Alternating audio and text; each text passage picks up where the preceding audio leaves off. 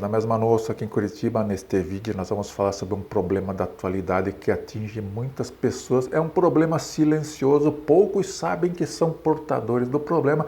Estou falando da síndrome do cientificismo agudo. E aqui nós vamos apresentar 7 sintomas desta síndrome para você saber se é portador de algum deles ou se conhece pessoas à sua volta com estas características. Antes de começar, vamos entender o que é cientificismo. Bom, isso aí começou lá no século XIX, podemos citar ali o filósofo francês Auguste Comte. Ele criou a corrente filosófica chamada positivismo. Então, cientificismo, cientismo, positivismo são coisas paralelas. O que dizia o Augusto Comte? Ele dizia que a humanidade já passou por 3 fases. Numa primeira fase mais primitiva, nós dávamos ouvidos aos sacerdotes, às palavras que eles tinham a nos dizer sobre religião. Era um tempo primitivo, realmente é uma coisa muito desagradável dar ouvidos a sacerdotes. Depois nós passamos por uma fase metafísica, onde quem dizia e dava conselhos às pessoas eram os filósofos, mais uma fase obscura da história da humanidade, até que agora nós estamos entrando na terceira fase, a fase definitiva, luminosa, radiante, a fase em que quem diz o que deve e o que não deve ser feito são os cientistas.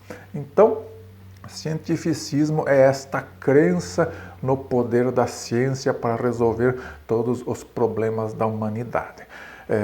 Comte acreditava tanto no poder da ciência que ele fundou a Igreja da Ciência, a Igreja positivista que faz culto à ciência. Então, de modo geral, o positivista tem essa característica aí de uma obediência cega aos ditames da ciência, uma confiança absoluta na ciência como condutora da humanidade.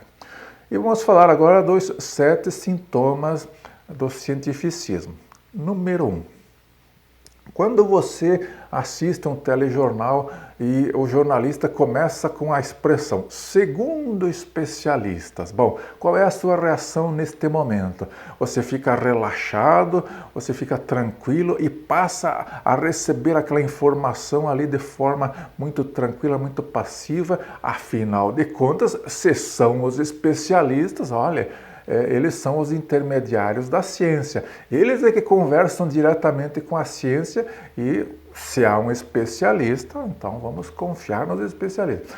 E seria muito estranho se um cientificista dissesse coisas como: mas quem são os especialistas? Onde moram? O que comem? Como se reproduzem os especialistas? Você já fez algumas dessas perguntas, né? Se você aceita passivamente a palavra dos especialistas, se a expressão segundo especialistas abre portas no seu cérebro, bom, aí você tem sintomas de cientificismo. Questão número 2. No telejornal ainda, você está assistindo ali e o jornalista usa a expressão pesquisas comprovam que. Bom, aí realmente esta expressão ela tem o poder aí de abrir portas no seu pensamento. Se foram as pesquisas, então é absolutamente confiável, estou tranquilo porque as pesquisas comprovam que. Seria muito estranho se um cientificista fizesse perguntas, quem é o instituto que fez a pesquisa? Ligado a que entidades esse instituto aí? Quem financiou a pesquisa? Quem pagou por ela? Quem são os cientistas que estão ali vinculados a essa pesquisa? Bom, estas perguntas são muito desagradáveis. Um cientificista jamais faria essas perguntas, né? Falou ali que as pesquisas comprovam alguma coisa, está comprovado, não tem o que contestar. Terceira questão. Aqui nós vamos falar do axioma do jornalismo isento. Então, lá no passado, naquela fase primitiva dos sacerdotes, os sacerdotes impunham dogmas para as pessoas. O dogma é aquela verdade absoluta que você não contesta porque veio de Deus. Ela desceu do céu e tem autoridade absoluta.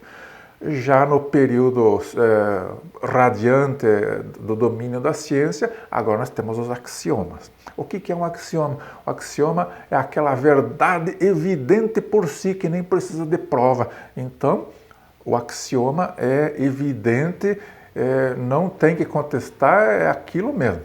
E um dos axiomas cientificistas é a de que o jornalismo tradicional da grande mídia é isento. Então, se o jornalista da grande mídia falou alguma coisa, aquilo é a verdade. Não tem o que duvidar.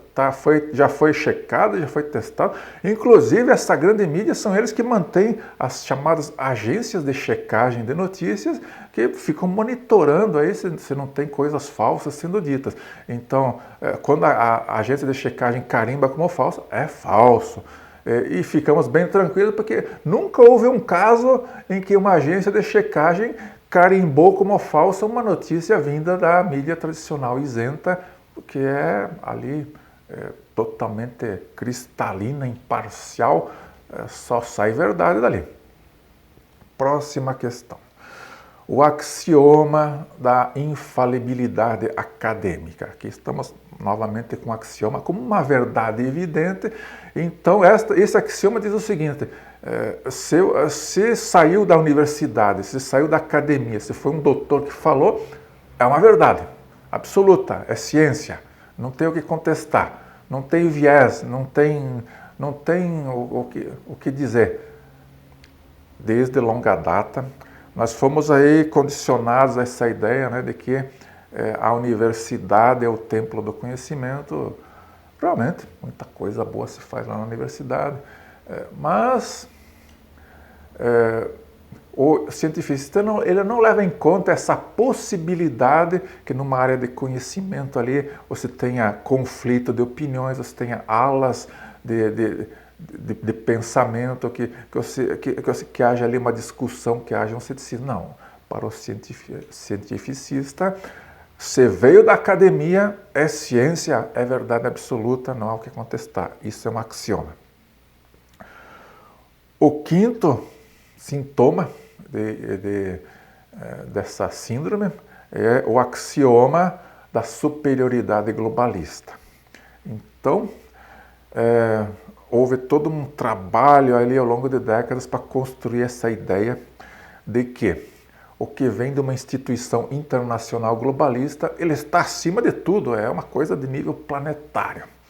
Então, se um organismo internacional como a ONU disser para você que o aborto é um direito fundamental, é um direito reprodutivo, você não tem o que dizer. É uma instância de nível planetário, é uma organização global formada ali pela conjunção dos mais sábios, do mais alto nível civilizatório. Este é um axioma bastante cientificista, é que as instituições internacionais globalistas, elas são uma instância de civilização, elas são ali o suprassumo do conhecimento. Então, o que eles recomendarem é lei, é axioma, é verdade absoluta, é ciência. Se eles disserem que o aborto é um direito, que o aborto é uma questão aí de saúde pública, você tem que engolir isso e você não pode contestar. Sexta questão. O cientificista, ele defende a punição para os crimes de ceticismo e para o crime de opinião. Sim, é um absurdo na sociedade moderna você escutar ali o que vem da grande mídia, o que vem da universidade, o que vem das instituições globalistas e você duvidar disso. O ceticismo, nesse caso, é um absurdo, tem que ser punido, tem que ser censurado. Essa pessoa tem que ser calada, ela tem que perder o alcance nas redes sociais. Por quê? Porque é o crime de ceticismo, é um absurdo você duvidar do discurso aí que vem dessas instituições ungidas. E também aí você ter a discordância, opinião é crime. Na verdade, quando você discorda da ciência, isso não é opinião, isso é um crime. Sétima questão. O cientificista, ele adora atacar as visões ingênuas de mundo, porque desta forma ele se sente superior, ele se sente virtuoso, ele se sente ali quase a um nível de um cientista.